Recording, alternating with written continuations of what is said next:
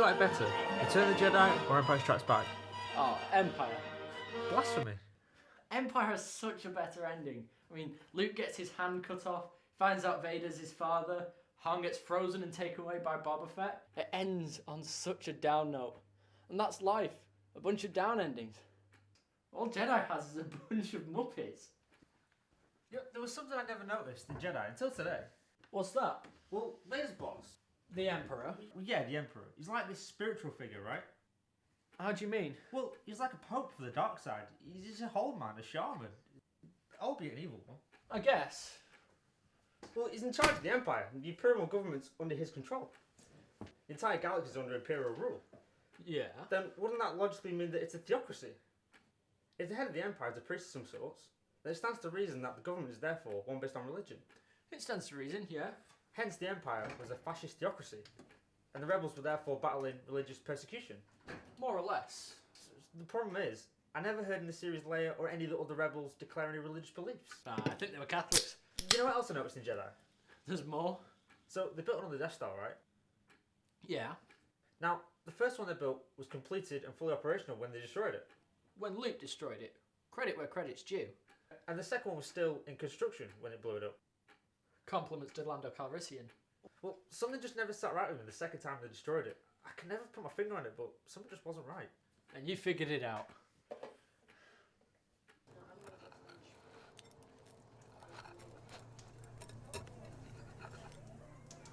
Well, the first Death Star was manned by Imperial stormtroopers, dignitaries. The only people on board were Imperials. Basically.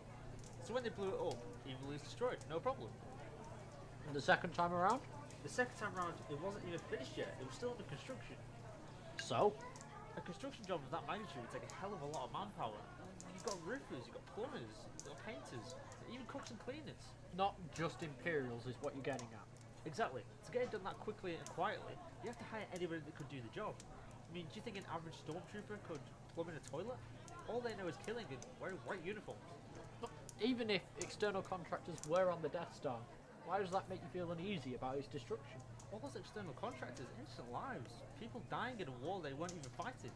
Alright, look, say you're an electrician and you get a juicy government contract. You know, lots of benefits. You got the wife, you got the kids, you got a 2-story bedroom in suburbia. It's a great opportunity for you. All of a sudden, these left-wing militants blast you with lasers and wipe out everybody within a 3-mile radius. You didn't ask for that. You just had no personal politics. You're just trying to scrape a living. No, I disagree. What? I think personal politics definitely plays a part. I mean, you wouldn't take the job if you knew the risks. I mean, did you hear about that roofer? Now, he passed this job on to his friend. Now, turns out the house he would have been working on was some big drug dealer's house. A week later, another gang came in, shot the place up. Everyone shot, including the roofer's mate. Now, do you think the roofer would have taken that job if he hadn't checked the risks? He knew and didn't want anything to do with that kind of business, even if he was just fixing the roof. Whoa. I mean, any contractor willing to work on the Death Star knew the risks.